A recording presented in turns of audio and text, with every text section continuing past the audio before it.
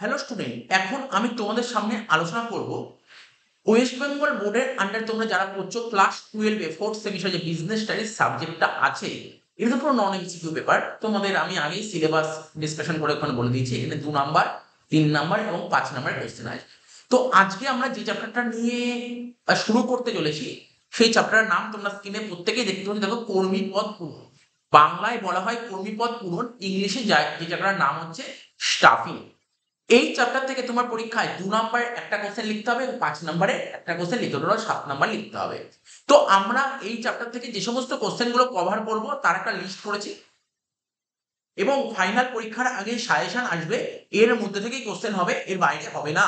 ঠিক আছে? এবং সাজেশন আমরা এই যে কোশ্চেনগুলো করেছি এর মধ্যে থেকেই কিন্তু আমরা সাজেশন করব।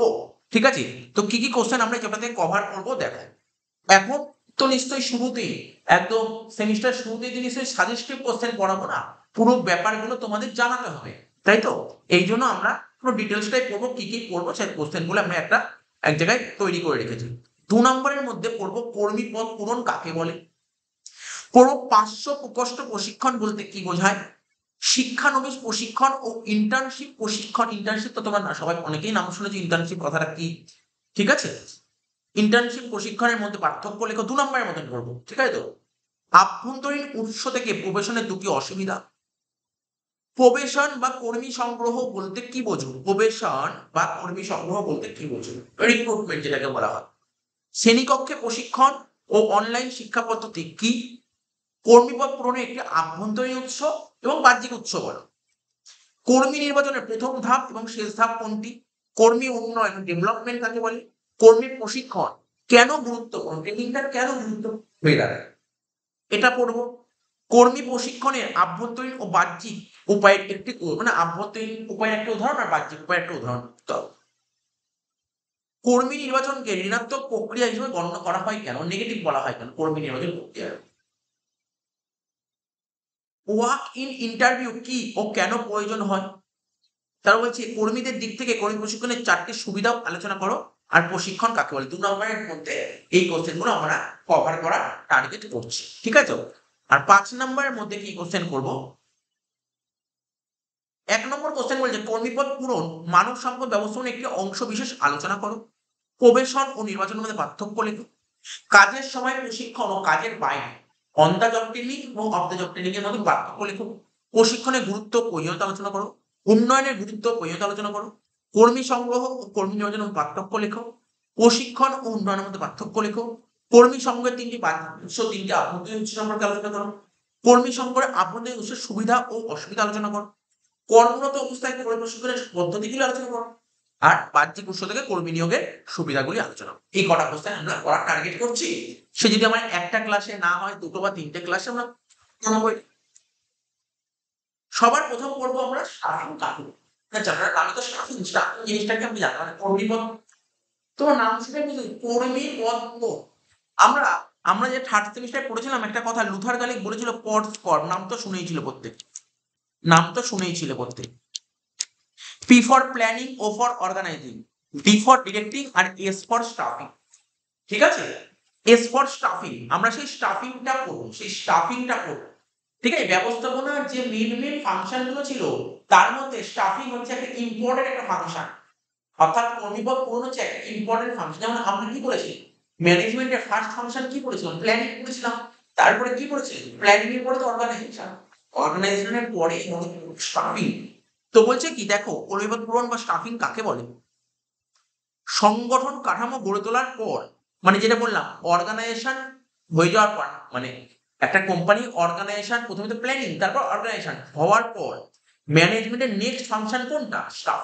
তার মানে কি বলতে পারলে অর্গানাইজেশনের পরের স্টেপই হচ্ছে স্টাফিং। সাধারণভাবে স্টাফিং বলতে লোকেদের কাজে নিযুক্ত করা বোঝায়। স্টাফিং মানে কি বুঝতে পারছো? আজকে তুমি একটা বিজনেস খুলেছো, তো সেখানে লোক নিযুক্ত করাকে তো স্টাফিং বলে। কিন্তু কিন্তু স্টাফিং এর পরিধি মানে স্কোপটা কেবলমাত্র লোকেদের নিযুক্ত করাতেই সীমাবদ্ধ নয়। ঠিক আছে? লোকেদের নিযুক্ত করাতে সীমাবদ্ধ নয়। লোকেদের নিযুক্ত করা ছাড়াও, ঠিক আছে, রিক্রুট করা, স্টাফিং শুধু স্টাফিং এর মধ্যেই সীমিত নয়।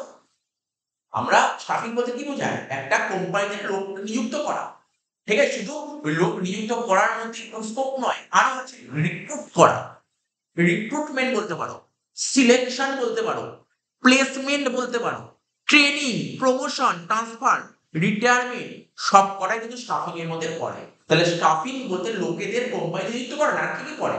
রিক্রুটমেন্ট পড়ে, প্রমোশন পড়ে, ট্রান্সফার পড়ে, ঠিক আছে, সিলেকশন পড়ে, প্লেসমেন্ট পড়ে, ট্রেনিং পড়ে, অ্যান্ড রিটায়ারমেন্ট, সব কটাই কিন্তু স্টাফিং এর মধ্যে পড়ে। তাহলে তোমার পরীক্ষায় যদি 2 নম্বরের শর্ট কোশ্চেন দেয়, যথেষ্ট সুন্দর লেখা আছে, এটা তুমি লিখতেই পারো 2 নম্বরের মতো। এবার দেখো এল মেসি কি বলেছেন, আর মতামত তো কুঞ্চ ও ডোনেল কি বলে তার মত, দুটো মতামত আমরা পড়ে রাখছি, দুটো মতামত আমরা পড়ে রাখছি। এল মেসি কি বলেছেন, স্টাফিং হলো এমন একটা প্রসেস যার মাধ্যমে ব্যবস্থাপক ম্যানেজাররা অধস্তনদের নির্বাচন করে, ঠিক আছে, কাদের নির্বাচন করবে? অধস্তনদের, মানে অধস্তন মানে হচ্ছে সাবঅর্ডিনেট, একটা হয় সাবঅর্ডিনেট মানে অধস্তন, আর কোঅর্ডিনেট মানে ঊর্ধ্বতন, ঠিক আছে। তো তোমার অধস্তনদের নির্বাচন করে, তাদের ট্রেনিং দেয়, তাদের ডেভেলপমেন্ট করায়, তাদের রিটায়ার করে। এটা কে বলেছেন? এল মেসি বলছে, ঠিক আছে। এবার কুঞ্চ ও ডোনেল কি বলেছেন? স্টাফিং হলো এমন একটা কার্যনির্বাহী কাজ, মানে এক্সিকিউটিভ ফাংশন, এটা হচ্ছে একটা এক্সিকিউটিভ ফাংশন যার মধ্যে অধস্তনদের, মানে সাবঅর্ডিনেট, ঠিক আছে, সাবঅর্ডিনেটের নিয়োগ করব, তাদের নির্বাচন করব, ট্রেনিং দেব, নিয়োগ মানে বুঝতেই পারছো, অ্যাপয়েন্ট করব, সিলেকশন করব, তোমার ট্রেনিং দেব, ডেভেলপমেন্ট করব, রিটায়ারমেন্ট থাকবে। তা আমরা এই যে প্রথমে বেসিক ইন্ট্রোডাকশন পার্ট দেখলাম, দুজনের মত দেখলাম, সেখানে কি মেন বেরিয়ে আসছে? বলছি যে প্রক্রিয়ার মাধ্যমে, অর্থাৎ যে প্রসেসের মাধ্যমে কর্মীদের নিয়োগ করবো, স্টাফিং, সিলেকশন, ঠিক আছে, তারপর তোমার কি বলতো, ট্রেনিং, ডেভেলপমেন্ট, ভ্যালুয়েশন, ঠিক আছে, প্রমোশন, রিটায়ারমেন্ট, এইগুলির কাজও সম্পন্ন করা হয়, এই বলা হয় কর্মপদ। তো সুতরাং এটা একবার তোমরা পড়ে নেবে, জিনিসটা কিছুই নয়। তাহলে স্টাফিং, স্টাফিং বলতে কোম্পানির লোকদের নিযুক্ত করাকে বোঝায় না, এর স্কোপটা আরো বড়। যেমন তোমার প্লেসমেন্ট বলতে পারো, সিলেকশন বলতে পারো, ডেভেলপমেন্ট বলতে পারো, রিটায়ারমেন্ট বলতে পারো, ট্রেনিং বলতে পারো, এগুলো সব স্টাফিং এর মধ্যে পড়ে। তা 2 নম্বরের জন্য যথেষ্ট আমি বলে দিলাম, তো তোমরা মোটামুটি গুছিয়ে লিখে নেবে। এবার পড়বো আমরা পার্শ্ব প্রকোষ্ঠ প্রশিক্ষণ বলতে কি বোঝায়। বলছে যে ট্রেনিং পদ্ধতিতে, মানে প্রশিক্ষণ তো না, এটা প্রশিক্ষণ, ট্রেনিং, ট্রেনিং তো বিভিন্ন হয়, বলছে যে ট্রেনিং পদ্ধতিতে কর্মীদের ট্রেনিং দেওয়ার জন্য প্রকৃত কারখানা পরিবেশের অনুরূপ একটা হুবহু নকল কাজের পরিবেশ সৃষ্টি করা হয়, ঠিক আছে, হুবহু নকল কাজের পরিবেশ সৃষ্টি করা হয়, কে বলা হয়? উপ উপপ্রকোষ্ঠ প্রশিক্ষণ, কি বলা হয়? উপপ্রকোষ্ঠ প্রশিক্ষণ। তাই এখানে আবার বলছি, যে ট্রেনিং পদ্ধতিতে, ট্রেনিং তো অনেক রকমের ভাবে হয়, ট্রেনিং, যে ট্রেনিং পদ্ধতিতে কর্মীদের ট্রেনিং দেওয়ার জন্য প্রকৃত কারখানা পরিবেশের অনুরূপ একটা হুবহু নকল কাজের সৃষ্টি হয়, ঠিক আছে, তো তাকেই বলা হয় উপপ্রকোষ্ঠ প্রশিক্ষণ। অন্যভাবে বলা যায় উপপ্রকোষ্ঠ প্রশিক্ষণ হলো এমন একটা ট্রেনিং, এই ট্রেনিংটা হচ্ছে এমন এক ধরনের ট্রেনিং,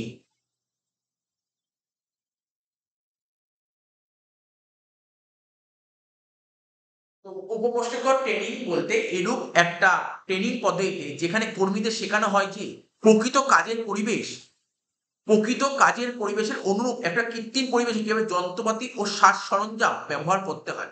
তাহলে জিনিসটা বুঝতে পারলে উপপ্রকৃষ্ট প্রশিক্ষণ বলতে কি বোঝায়? এটা হচ্ছে একটা ট্রেনিং প্রসেস, এটা ট্রেনিং এর একটা মেথড, ঠিক আছে, বলে যেখানে যারা কোম্পানিতে কাজ করতে আসে ওদেরকে শেখানো হবে, ঠিক আছে, যে প্রকৃত কাজের পরিবেশের অনুরূপ একটা কৃত্রিম পরিবেশে কিভাবে প্ল্যান্ট অ্যান্ড মেশিনারি এগুলোকে ব্যবহার করতে, এগুলো শেখাবে কিভাবে ব্যবহার করতে হবে। কাজে রাখলেই তো হবে না, মেশিনটা কিভাবে চালাতে হবে ওগুলো তো শেখানো হবে, ট্রেনিং দেওয়া হবে, এটাই হচ্ছে উপপ্রকোষ্ঠ প্রশিক্ষণ।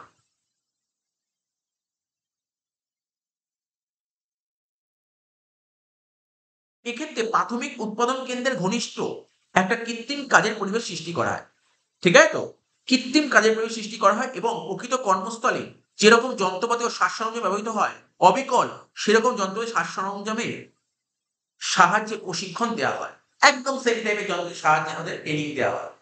তাই এই পদ্ধতিতে কাজে ঘনিষ্ঠ প্রশিক্ষণও বলে, নিয়ার দ্য জব ট্রেনিং। বলছে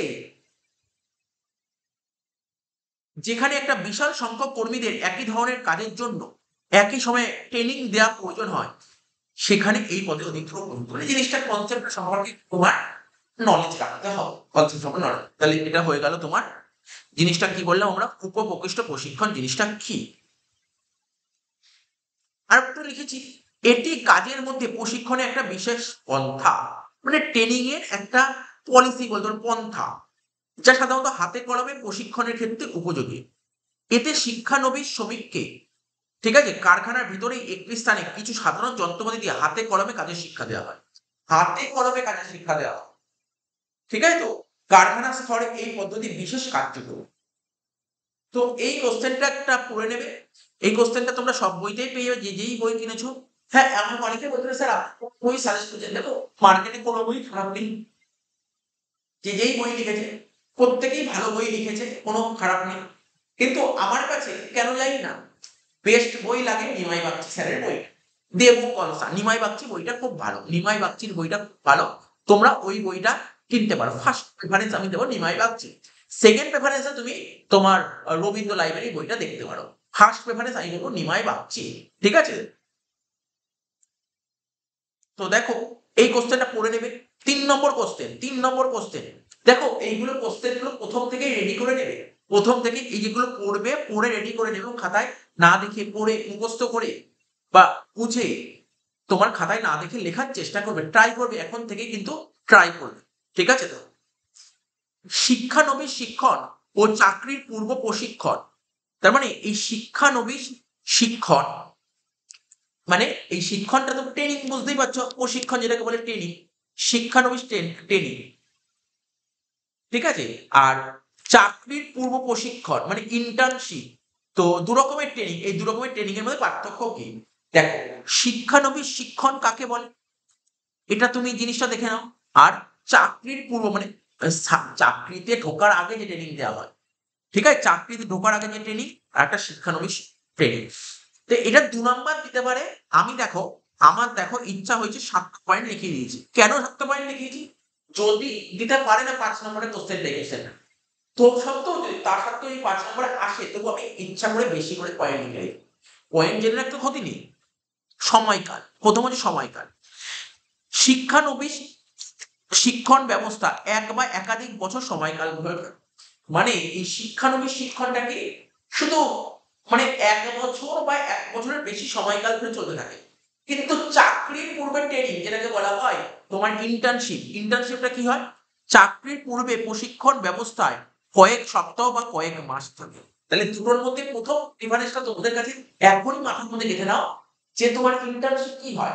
তোমরা যারা কলেজে পড়ছো, তোমরা স্কুলের স্টুডেন্টরা ভিডিও দেখে, কিন্তু যারা কলেজে পড়ে, অনেক কলেজে কিছুদিন আগে ইন্টার্নশিপ চলছিল, 15 দিনের ইন্টার্নশিপ হয়েছিল, কোথাও কোথাও 1 মাসের হয়, কোথাও 2 মাস 3 মাসের ইন্টার্নশিপ। ইন্টার্নশিপ বহুদিন ধরে হয় না, ইন্টার্নশিপ নির্দিষ্ট সময়ের জন্য হয়, ঠিক আছে। তাই বলছে কয়েক সপ্তাহ বা কয়েক মাস সময়কাল ধরে চলে। এটাই হচ্ছে ইন্টার্নশিপ প্রশিক্ষণ, চাকরির পুরো প্রশিক্ষণ। আর শিক্ষানবিশ শিক্ষণটা কি? এটা হচ্ছে 1 বা একাধিক বছর ধরে চলতে থাকে, 1 বা একাধিক বছর ধরে চলতে থাকে সময়কাল। নেক্সট হচ্ছে জ্ঞান, নলেজ। নলেজ এখানে শিক্ষার্থীরা, ঠিক আছে, পেশাদারি জ্ঞান অর্জন করে থাকে। অর্থাৎ এখানে কি হবে, তোমার কি জ্ঞান অর্জন করা হয়? পেশাদারি জ্ঞান। এখানে পেশাদারি, এই কি পয়েন্টটা ভেরি ইম্পর্টেন্ট, কি জ্ঞান অর্জন করা হয়? পেশাদারি জ্ঞান অর্জন করা হয়। আর এখানে শিক্ষার্থীরা তত্ত্বীয় তত্ত্বীয় জ্ঞানকে বাস্তবে প্রয়োগ করে, ঠিক আছে, থিওরিটিক্যাল জ্ঞান, থিওরিটিক্যাল জ্ঞানকে এখানে বাস্তবে প্রয়োগ করে। আর এখানে পেশাদারি জ্ঞান, তফাৎটা বুঝতে পারি তো? এটা হচ্ছে পেশাদারি জ্ঞান মানে প্রফেশনাল নলেজ, আর হচ্ছে তত্ত্বীয় জ্ঞান, ঠিক আছে, থিওরিটিক্যাল নলেজ। বেতন, এই ব্যবস্থায় এখানে ট্রেনিং সময়ে, ঠিক আছে, একটি নির্দিষ্ট বেতন প্রদান করা হয়, ঠিক আছে। এখানে যখন ট্রেনিং চলে, এখানে এই প্রসেস শিক্ষানবিশ শিক্ষণে যখন ট্রেনিং চলে, তখন বেতন প্রদান করা হয়। কিন্তু এখানে যখন ট্রেনিং চলে, কোনো বেতন প্রদান করা হতে পারে বা নাও হতে পারে। তাহলে ইন্টার্নশিপের সময় তোমাকে স্যালারি দিতেও পারে, নাও দিতে পারে। কিন্তু শিক্ষানবিশ শিক্ষণে বেতন দেবে, মানে স্যালারিটা দেবে। প্রশিক্ষণ, এখানে পুরোপুরি পেশাদার হিসেবে শিক্ষার্থীরা প্রশিক্ষণ হয়, পেশাদার হিসেবে। আর এখানে পড়াশোনার অংশ হিসেবে, মানে এডুকেশন পার্ট হিসেবে ট্রেনিং দেয়, অভিজ্ঞতা। এই শিক্ষণ ব্যবস্থায় কর্মস্থলে বাস্তব অভিজ্ঞতা অর্জন করে। ঠিক আছে, এখানে কি হয়, যে একটা যে তোমার মানে কর্মক্ষেত্র বা যেখানে ওয়ার্ক প্লেস, ঠিক আছে, ওখানে বাস্তব অভিজ্ঞতা অর্জন করে। আর এখানে কর্মক্ষেত্রের কাজের অভিজ্ঞতা অর্জন করে, শুধুমাত্র কর্মক্ষেত্রে।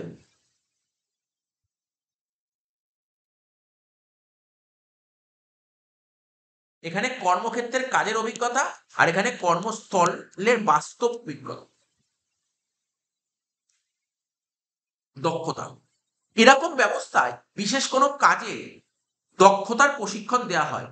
এরকম ব্যবস্থায় বিশেষ কোনো কাজে দক্ষতা প্রশিক্ষণ দেওয়া হয়। আর এই ব্যবস্থায় দক্ষতা লাভের জন্য সাধারণত কাজে, মানে যাতে তুমি এফিসিয়েন্ট হতে পারো, দক্ষ হতে পারো, তার জন্য তোমাকে ট্রেন করা হয়।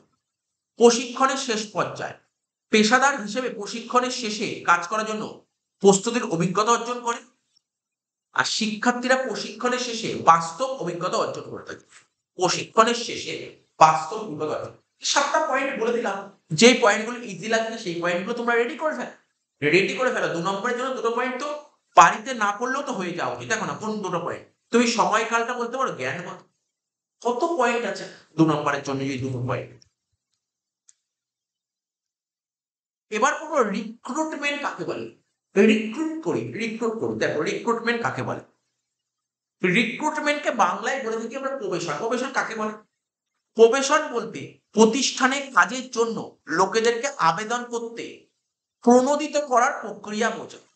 তুমি একটা কোম্পানি চাকরি করতে চাও, তো তোমাকে তোমার কোম্পানির মালিক তো তোমার বাড়িতে এসে নিয়ে যাবে না, আসো তুমি আমার কোম্পানি চাকরি করে নাও বলে। তুমি যদি কোনো কোম্পানি চাকরি করতে চাও, তাহলে তোমাকে তো অ্যাপ্লাই করতে হবে। তারপরে ইন্টারভিউ বিভিন্ন প্রসিডিওর আছে। তুমি কোনো কোম্পানি চাকরি করতে, তোকে তো অ্যাপ্লাই করতে হবে। তুই বলছি রিক্রুটমেন্ট বলতে প্রতিষ্ঠানে কাজের জন্য লোকেদেরকে আবেদন করতে প্রণোদিত করার ক্রিয়াকে বোঝে। প্রবেশনের উদ্দেশ্য কি? প্রতিষ্ঠানে শূন্য পদ পূরণ করার জন্য সর্বাধিক সংখ্যক যোগ্যতা সম্পন্ন ভাবী প্রার্থী সংগ্রহ করা। তাই একে ধনাত্মক প্রক্রিয়া বলে। মাথায় রাখবেন, প্রবেশনকে আমরা পজিটিভ বলে থাকি, প্রবেশনকে আমরা ধনাত্মক প্রক্রিয়া বলে থাকি। প্রবেশন মানে রিক্রুটমেন্টের মাধ্যমে কোনো কোম্পানি তার যদি ধরো কোনো একটা পদ ফাঁকা আছে, শূন্য হয়ে গেছে, ওই পদে লোক নিতে চায়, তো রিক্রুটমেন্টই করতে হবে তাকে। বলছে রিক্রুটমেন্টের অবজেক্টিভটা কি? প্রতিষ্ঠানের শূন্য পদ, প্রতিষ্ঠানের ফাঁকা জায়গা যেটা পূরণ করার জন্য সর্বাধিক, হ্যাঁ, সবাইকেই তো নেবে না। যারা সিলেক্ট, মানে যারা অ্যাপ্লাই করবে সবাইকে কি নেবে না, তাদের মধ্যে যারা যোগ্যতা আছে, যাদের ওই কাজ করার জন্য তাদেরকেই তো নেবে। তাই বলেছে সর্বাধিক সংখ্যক যোগ্যতা সম্পন্ন ভাবী প্রার্থী সংগ্রহ করা, তাইকে ধনাত্মক প্রক্রিয়া বলে। ফ্লিপো কি বলেছে? রিক্রুটমেন্ট সম্পর্কে ফ্লিপো কি বলেছে, আর রিক্রুটমেন্ট সম্পর্কে ম্যাকফারল্যান্ড কি বলেছে, এই দুজনের মত করে রাখা। বলছে ভাবী কর্মীদের অনুসন্ধান ও প্রতিষ্ঠানে কাজের জন্য তাদের উদ্দীবিত করার ক্রিয়াই হচ্ছে প্রবেশন। এটা কে বলেছে? লোকের মত তোমাকে পড়তে হবে, ফ্লিপো কি বলেছে। আর ম্যাকফারল্যান্ড কি বলেছে? এটা হলো সম্ভাব্য কর্মীদের প্রতিষ্ঠানের প্রতি আকৃষ্ট করার, আকর্ষণ, অ্যাট্রাক্ট করার প্রক্রিয়া।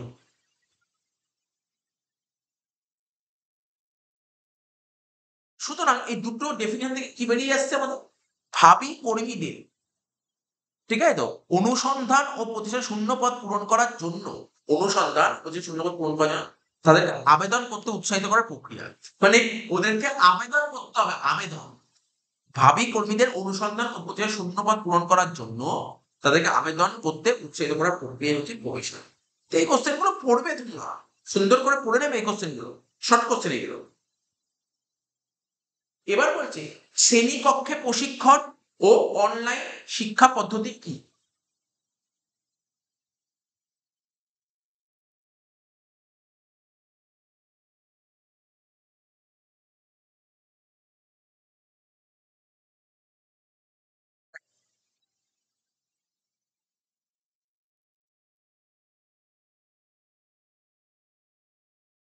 বলছে শ্রেণীকক্ষে প্রশিক্ষণ কি? শ্রেণীকক্ষে প্রশিক্ষণ এবং অনলাইন প্রশিক্ষণ কি? শ্রেণীকক্ষে প্রশিক্ষণ বলতে কি বোঝায়? এটি একটি প্রচলিত কাজের বাইরে প্রশিক্ষণ, যেখানে কর্মীরা নির্ধারিত শ্রেণীকক্ষে অংশ নেন।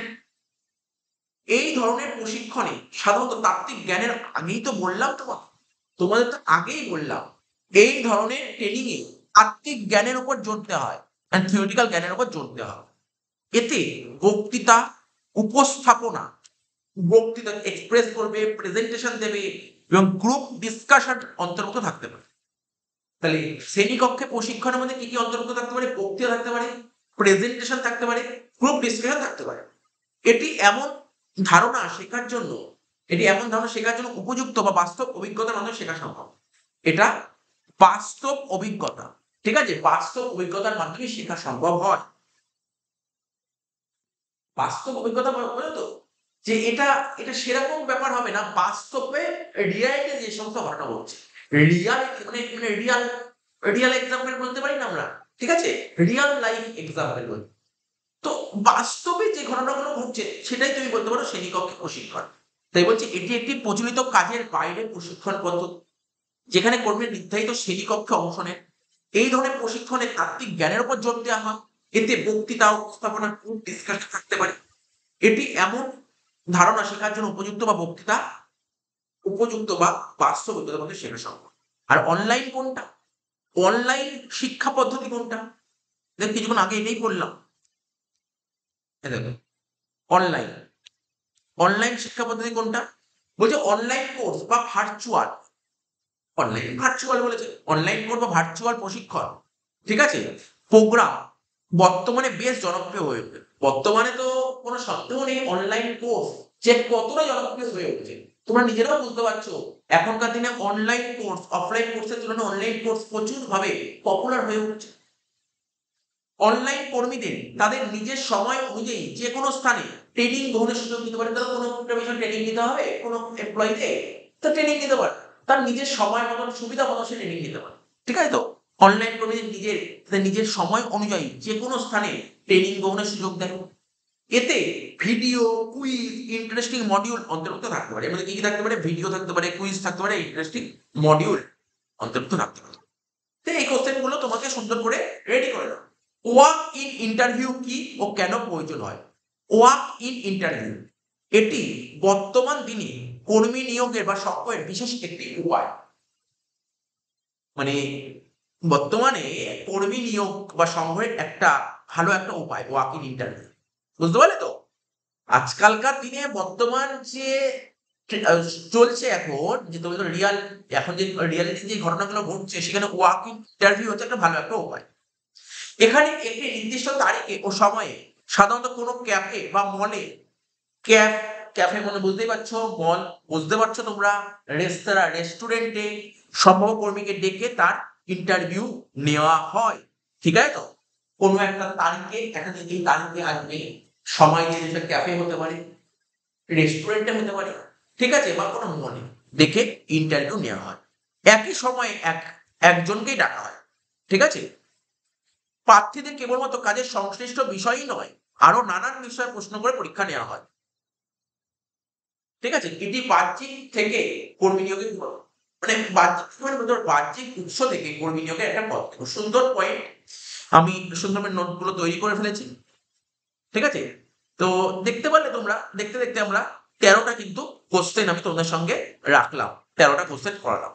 তো এখান থেকে অনেক কোশ্চেনই আমরা পড়াই না। স্যার আপনি অনেক কোশ্চেন তো পড়াই না, ধরুন না আপনি একেরটা পড়ালেন, দুয়েরটা পড়ালেন, তিনেরটা পড়ালেন, ঠিক আছে? আপনি ছয়েরটা পড়ালেন, পাঁচেরটা পড়িয়েছি, পাঁচেরটা পড়িয়েছি, 5 পড়িয়েছি। তারপর পড়ালাম আমি এই যে 13 পড়ালাম, ব্যাস।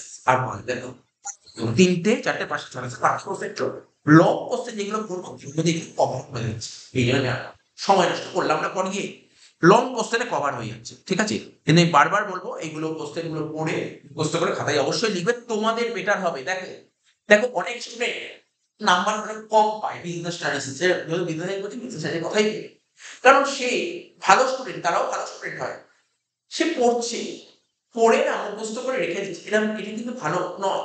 পড়ে তোমাকে খাতায় লিখতে হবে, পড়ে লিখতে হবে, লিখে লিখে পড়া প্র্যাকটিস করতে হবে, তাহলে কিন্তু তুমি পড়লে, পড়ে পড়া মুখস্থ হলো, তারপর কোশ্চেনটা খাতায় লিখবে, তাহলে কিন্তু তোমার অনেক বেটার হবে। ঠিক আছে, পড়ে রেখে দিলে হবে না।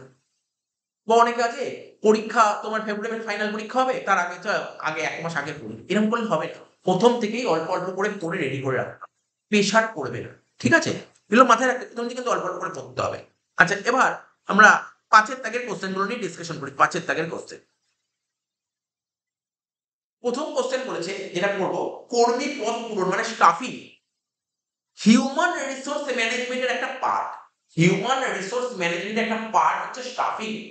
ঠিক আছে, বলছে প্রতিষ্ঠানে দু ধরনের উপাদান থাকে, একটা কোম্পানিতে দু ধরনের উপাদান থাকে, একটা কি মানবিক আর একটা অমানবিক।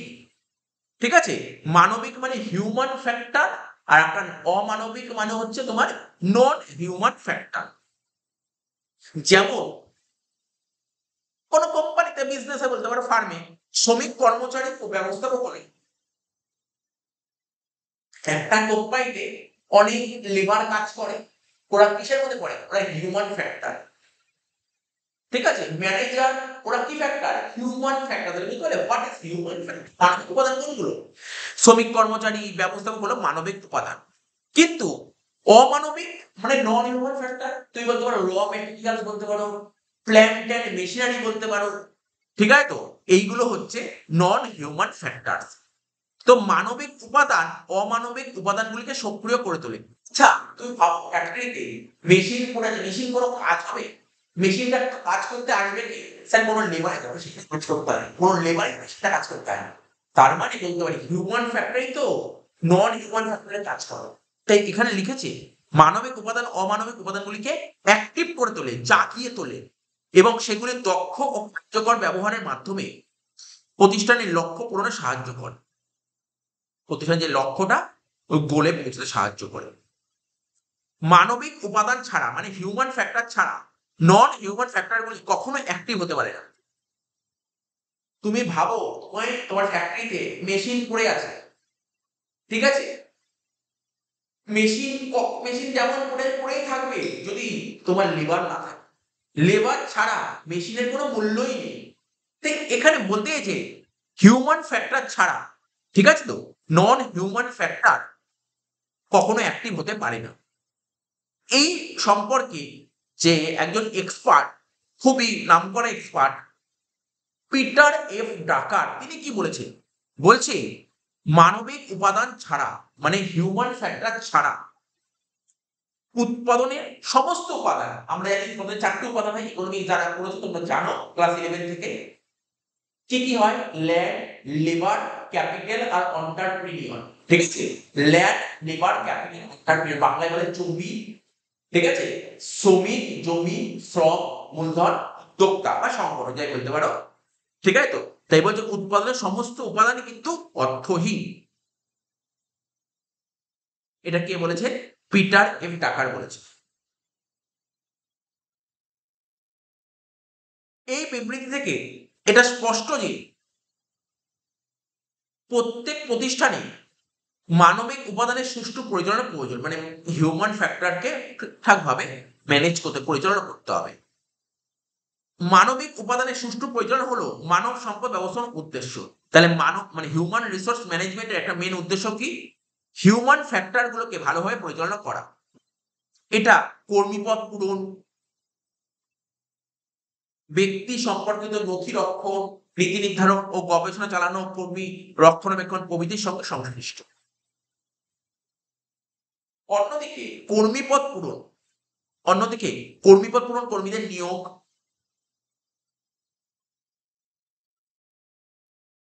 যেটা আগেই বলেছি, নিয়োগ, নির্বাচন, সংস্থাপন, প্রশিক্ষণ, উন্নয়ন, মূল্যায়ন, পদোন্নতি, অবসর গ্রহণ প্রভৃতি কাজের সঙ্গে যুক্ত।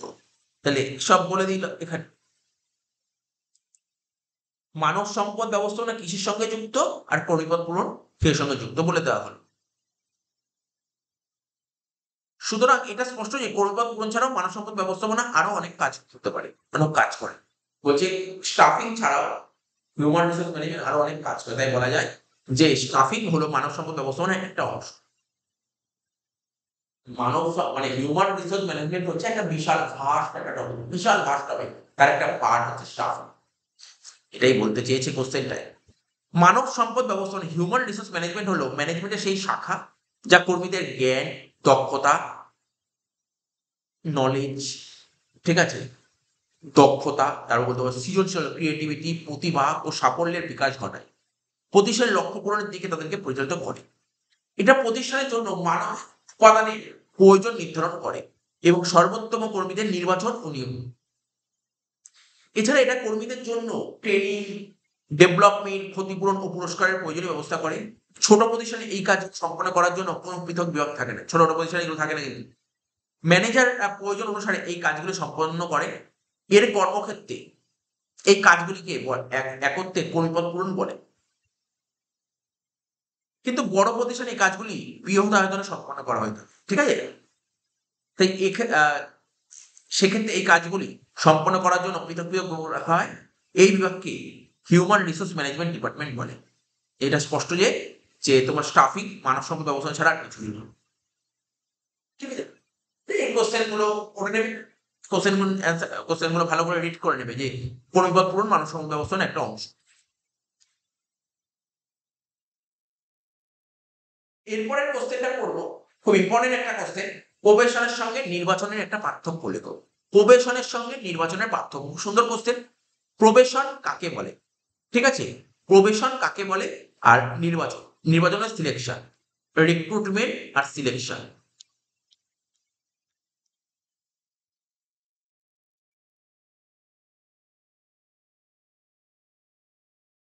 তো প্রথমে পড়বো রিক্রুটমেন্ট কাকে বলে এবং সিলেকশন কাকে বলে। প্রথমে পার্থক্য লিখতে গেলে মানে 5 নম্বরের পয়েন্ট, আমি 7টা পয়েন্ট অ্যানালাইসিস করেছি, 7টা পয়েন্ট। প্রথমে লিখবো কাকে বলে, কাকে বলে এটা লিখবে, ঠিক আছে। পার্থক্য লিখতে গেলে প্রথমে কাকে বলে অবশ্যই তোমরা লেখার চেষ্টা করো। রিক্রুটমেন্ট কাকে বলে, রিক্রুটমেন্ট হলো শূন্য পদ পূরণের জন্য প্রার্থী খোঁজার প্রক্রিয়া। তা আগেই বলেছি রিক্রুটমেন্ট জিনিসটা কি। রিক্রুটমেন্ট মানে তোমাকে কাজে নেওয়া, ঠিক আছে। তো বলছে শূন্য পদ পূরণের জন্য প্রার্থী খোঁজার প্রক্রিয়া। প্রার্থী খুঁজতে হবে, যাকে তাকে নিলে তো হবে না, প্রার্থী খুঁজতে হবে, ভালো প্রার্থীকে তো নিতে হবে। নির্বাচন, নির্বাচন হলো কাজ দেওয়ার জন্য সঠিক প্রার্থী পছন্দ করার প্রক্রিয়া। তা নির্বাচন জিনিসটা কি, ওটা তো রিক্রুটমেন্ট কি, প্রার্থী সিলেক্ট করলে মানে তোমার প্রার্থী খুঁজলে, ঠিক আছে, তারপর সেখান থেকে খোঁজা হয়ে গেল, সেখান থেকে তোমাকে সিলেক্ট করতে হবে, ঠিক আছে, কোনটা যোগ্য এই কাজ করার জন্য। উদ্দেশ্য,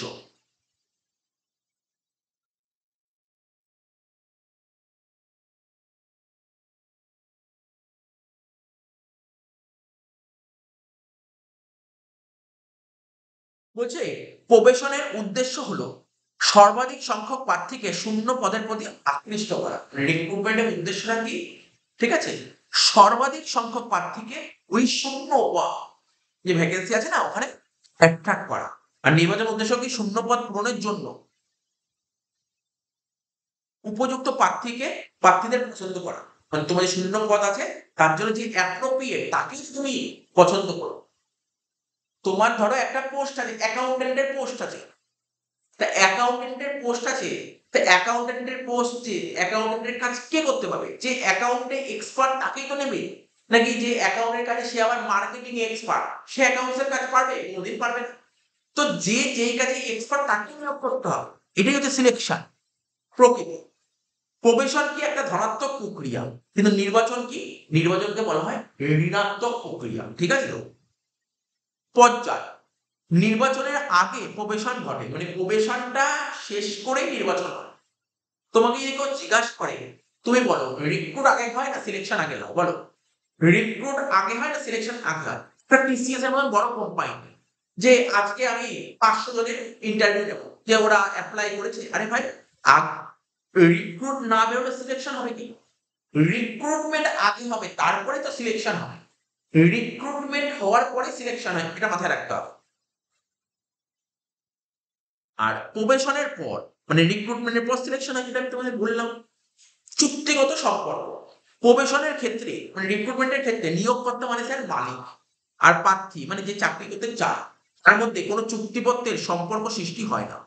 রিক্রুটমেন্টের সময় কোনো সম্পর্ক হয় না, মানে সম্পর্ক তৈরি হয় না। রিক্রুটমেন্টের সময় মালিক এবং যে চাকরি করতে যায়, ঠিক আছে, তার মধ্যে কিন্তু কোনো সম্পর্ক, চুক্তিগত সম্পর্ক সৃষ্টি হয় না। কিন্তু সিলেকশনের ক্ষেত্রে মালিক মানে এমপ্লয়ার এবং যে প্রার্থী নির্বাচিত সিলেক্ট হয়েছে তার মধ্যে একটা সম্পর্ক। বোঝার চেষ্টা করো, একটা টিসিএস কোম্পানিতে কোম্পানির মালিক হচ্ছে, এমপ্লয়ার হচ্ছে টিসিএস, আর ইন্টারভিউতে এসে ধরো 500 জন, 500 জনকে সিলেক্ট করো না, যাদেরকে সিলেক্ট করবো তার মধ্যে চুক্তির সম্পর্ক হবে, যাদেরকে সিলেক্ট করবো তাদের চুক্তির সম্পর্ক হবে। এটাই বলতে চেয়েছি এখানে, চুক্তির সম্পর্ক। বিজ্ঞাপন, অ্যাডভার্টাইজমেন্ট, রিক্রুটমেন্টের জন্য অ্যাড দেওয়া হয় কি দেওয়া হয় না? অবশ্যই অ্যাড দেওয়া হয়, নাহলে লোকে জানবে কি? রিক্রুটমেন্টের জন্য অ্যাড দেওয়া হয়, ঠিক আছে। নো সিলেকশনে কি অ্যাড হয়? সিলেকশনের কি অ্যাড হয়? সিলেকশনের অ্যাড হয় না, অ্যাড হয় রিক্রুটমেন্ট। প্রতিবন্ধকতা, প্রবেশনের জন্য প্রার্থীদের কোনো বেড়া বা প্রতিবন্ধক অতিক্রম মানে রিক্রুটমেন্টের জন্য কোনো বাধা নেই, ঠিক আছে তো। কিন্তু সিলেকশনের জন্য প্রার্থীদের বিভিন্ন বেড়া বা প্রতিবন্ধকতা অতিক্রম, এই কোশ্চেনগুলো তোমাকে ভালো করে রেডি করতে হবে।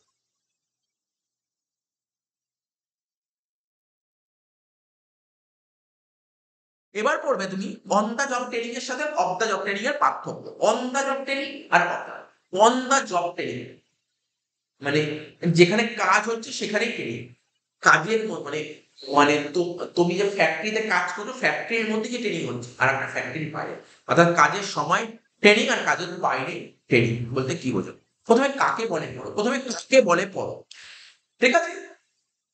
অন দা জব ট্রেনিং বলতে বোঝায় কোনো কর্মীকে কর্মরত থাকাকালীন কর্মস্থলে প্রশিক্ষণ দেওয়া। আজকে ধরো কোনো একটা এমপ্লয়ি টিসিএস জব পেয়েছে, ও টিসিএস এ কাজ করছে, সেই কাজ করতে করতে কাজের মধ্যে ট্রেনিং দেওয়া হচ্ছে। আর অফ দ্য জব ট্রেনিং মানে বাইরে থেকে ট্রেনিং নিয়ে আসছে।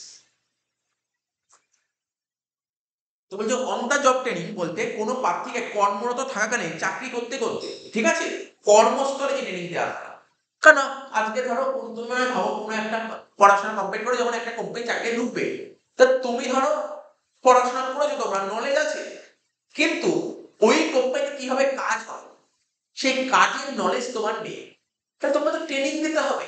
তোমাকে যদি ট্রেনিং না দেয় প্রপার, তাহলে তুমি ওই কোম্পানির কাজ করবে কি করে? ট্রেনিং তোমাকে দিতে হবে। সেই ট্রেনিংটা কোম্পানির মধ্যেও হতে পারে বা কোম্পানির বাইরেও হতে পারে। কোম্পানির মধ্যে ট্রেনিং হলে তাকে বলে on the job training. Off the job training বলতে কর্মস্থলের বাইরে থেকে প্রশিক্ষণরতদের প্রশিক্ষণ দেওয়া বোঝায়, ঠিক আছে, ট্রেনিং দেওয়া কোম্পানির বাইরে থেকে। নীতি প্রিন্সিপাল, এটা হলো কাজ করার সময় শেখা, ঠিক আছে। তাহলে অন দা জব ট্রেনিং কি বলছে? কাজ করার সময় শেখা, আর এটা কাজ করার আগে শেখা। Of the job training, training নিয়ে তুমি কাজে ঢুকো, কাজ করার আগে শেখা। প্লেস অফ ট্রেনিং, ট্রেনিংটা কোথায় দেওয়া হয়? এক্ষেত্রে কর্মস্থলে বসে প্রশিক্ষণ দেওয়া হয়, যেখানে কাজ করছো। অন দা জব ট্রেনিং মানে যেখানে কাজ করছো সেখানে ট্রেনিং দেওয়া হয়, আর ওটা বাইরে ট্রেনিং দেওয়া হয়। তা আগেই বলেছি। ট্রেনার কারা ট্রেন করে? অন দা জব ট্রেনিং এ ট্রেন করে কারা? আজকে ধরো তুমি টিসিএস গ্রুপে জব এডুকেশন, তোমাকে ট্রেন করবে কে? তোমার যে হায়ার যে লোক আছে, ঠিক আছে। তো বলছে এই পদ্ধতিতে, ঠিক আছে, তোমার সিনিয়র যে বলতে পারো অভিজ্ঞ কর্মী বা ঊর্ধ্বতনরা ট্রেনিং দেন, আর এখানে কোনো এক্সপার্ট বা শিক্ষাবিদগণ ট্রেনিং দেন। সুইটেবিলিটি, প্রযুক্তিগত কাজের জন্য এটা অধিক উপযুক্ত, ঠিক আছে। প্রযুক্তিগত কাজের জন্য কিন্তু অন্তর্জাল ট্রেনিং উপযুক্ত, আর ব্যবস্থাপনাগত কাজের জন্য তোমার অন্তর্জাল ট্রেনিং উপযুক্ত। আর process, on the job training এ কি প্রসেস গুলো কি হচ্ছে? কর্ম নির্দেশ প্রশিক্ষণ, বিকল্প কার্যক্রমের প্রশিক্ষণ, কর্ম আবর্তন, কর্মরত মানে লেবার টার্নওভার থেকে বলে, নির্বাচিত পঠন প্রভৃতি হলো কাজের সময় প্রশিক্ষণ পদ্ধতির উদাহরণ। অন দ্য জব ট্রেনিং এর উদাহরণ।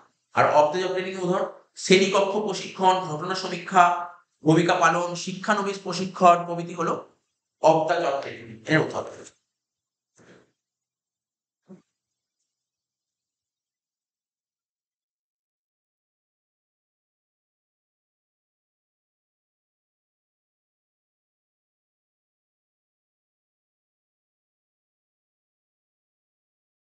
আচ্ছা, এবার আমরা করবো কি বলতো? উন্নয়ন। এই যে উন্নয়ন আছে না, উন্নয়নের গুরুত্ব বা প্রয়োজনীয়তা আলোচনা করবো। উন্নয়নের গুরুত্ব বা প্রয়োজনীয়তা, ডেভেলপমেন্টের গুরুত্ব বা প্রয়োজনীয়তা। কি বলছে? পয়েন্টে ফোকাস করবে, হ্যাঁ, পয়েন্ট গুলোকে ফোকাস করো। প্রথম পয়েন্ট বলছে increase in skill and knowledge. কোশ্চেনটা কি বলছি, ডেভেলপমেন্ট। ডেভেলপমেন্ট মানে উন্নয়ন। কোম্পানিতে যে সমস্ত ওয়ার্কাররা কাজ করে তাদের কি করে উন্নতি হবে, ডেভেলপমেন্ট কি করে হবে, যদি তাদের স্কিলটা বাড়ে, স্কিল বাড়লে ডেভেলপমেন্ট হবে আর নলেজ বাড়বে। তাই লিখেছি কর্মী উন্নয়ন কর্মসূচি প্রয়োজন দক্ষতা ও জ্ঞান দিয়ে কর্মীদেরকে সজ্জিত করে।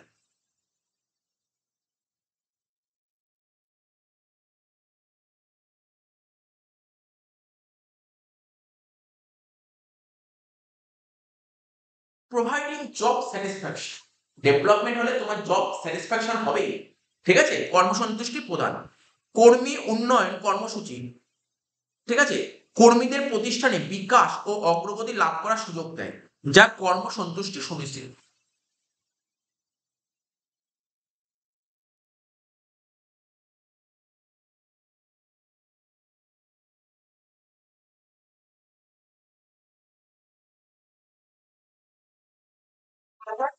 উৎপাদনশীলতা বৃদ্ধি, ইনক্রিজ ইন প্রোডাক্টিভিটি, ঠিক আছে, ইনক্রিজ ইন প্রোডাক্টিভিটি। তো দেখো, এই যে কর্মী উন্নয়ন মানে ডেভেলপমেন্টের মাধ্যমে কোনো প্রতিষ্ঠান অধিকতর দক্ষ ও উৎপাদনশীল কর্মী তৈরি করতে পারে। ডেভেলপমেন্টের মাধ্যমে কোনো প্রতিষ্ঠানে অধিকতর দক্ষ ও উৎপাদনশীল কর্মী তৈরি করতে পারে, তাই কর্মী উন্নয়ন উৎপাদনশীলতা বৃদ্ধির পথ প্রশস্ত করে। তাহলে বলছি কি, ডেভেলপমেন্টের মাধ্যমে কি হয়, কোনো প্রতিষ্ঠান অধিকতর দক্ষ ও উৎপাদনশীল কর্মী তৈরি করতে পারে, দক্ষ কর্মী এবং উৎপাদনশীল কর্মী তৈরি করতে পারে। ফলে কি হবে, কর্মী উন্নয়নও হবে এবং তাদের উৎপাদনশীলতাও বাড়বে, প্রোডাকশন বাড়বে। সম আবর্তন প্রতিরোধ, প্রিভেনশন অফ লেবার টার্নওভার, মানে লেবারদের যে টার্নওভার হয় বারবার করে ছাড়ছে ঢুকছে, এটা অনেকটা প্রতিরোধ, প্রিভেন্ট করে। যেহেতু কর্মী উন্নয়ন কর্মসন্তুষ্টি প্রদান করে, কর্মীদের উন্নয়ন হলে মানে যে তোমার ডেভেলপমেন্ট যদি হয়, লেবারদের যদি বা ওয়ার্কারদের যদি ডেভেলপমেন্ট হয়, এমপ্লয়ীদের যদি ডেভেলপমেন্ট হয়, ঠিক আছে, তাহলে ওরা কাজে সন্তুষ্ট, ডেভেলপমেন্ট হলে তো ওরা কাজে স্যাটিসফ্যাকশন পাবে। তাই কর্মী উন্নয়ন কর্মসূচিতে বিনিয়োগ করে তাই কর্মী উন্নয়ন কর্মসূচিতে বিনিয়োগ করে কোনো প্রতিষ্ঠান সম আবর্তন প্রতিরোধ করতে পারে। তুমি আজকে এখানে কাজ করছো, যদি কাজে স্যাটিসফ্যাকশন পাও, তাহলে কি তুমি কাজ ছাড়বে না? স্যার, তুমি যেখানে কাজ করো কাজে স্যাটিসফ্যাকশন পাও না, তুমি ডেভেলপমেন্ট হচ্ছে, প্রমোশন, তুমি কাজ ছাড়বে, কেন কাজ ছাড়বে? কোনদিন কাজ ছাড়বে না, তুমি কাজ করতে চাইবে। তাহলে কাজ করতে যাও, তাহলে লেবার টার্নওভার হবে না? লেবার টার্নওভার হবে না, সেক্ষেত্রে লেবার টার্নওভার হবে না, ঠিক আছে। তাই এখানে বলেছে, এটাই বলতে দিয়েছে, prevention of labour turnover. 5 number, enhancement of reputation বাড়বে। কর্মী উন্নয়ন মানে ডেভেলপমেন্টের উপর দৃঢ় মনোসংযোগ কোনো প্রতিষ্ঠানকে টপ ট্যালেন্ট ধরে রাখতে সাহায্য করে এবং প্রতিষ্ঠানের উন্নতি হবে, এখানে প্রতিষ্ঠানের উন্নতি হবে। আর ব্যয় কস্ট সেভিংস, কর্মী উন্নয়ন উৎপাদনশীলতা বৃদ্ধি করে ও অপচয় হ্রাস করে, এটা ব্যয় সাশ্রয় সাহায্য করে, মানে খরচাটা কমায়। খরচাটা অনেক মানে কি হয়, যদি ডেভেলপমেন্ট হয় না এমপ্লয়িজের, তাহলে খরচাটা কমবে। কি করে খরচা কমবে, কারণ এমপ্লয়ীদের অনেক ডেভেলপ হয়ে গেছে, তাহলে তোমার মানে নষ্ট হবে, তো জিনিসপত্র নষ্ট কম হবে, উৎপাদনশীলতা বাড়বে, ঠিক আছে, এইভাবে খরচাটা কম।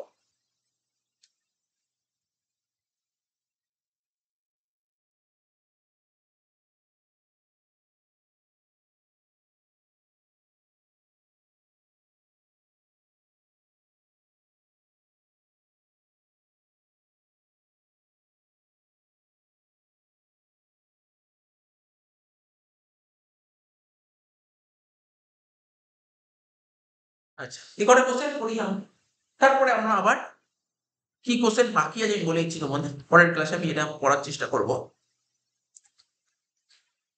9 নম্বর আমার মনে রইলো, লিখে রাখছে, 9 নম্বর পড়বো, 10 নম্বর পড়বো, 11 নম্বর পড়বো, এদিকে এক্সট্রা কিছু কোশ্চেন লিখেছি, 9, 10, 11, 1 আর 2, 9, 10, 11, 1, 2, এ কটা কোশ্চেন পরের ক্লাসে।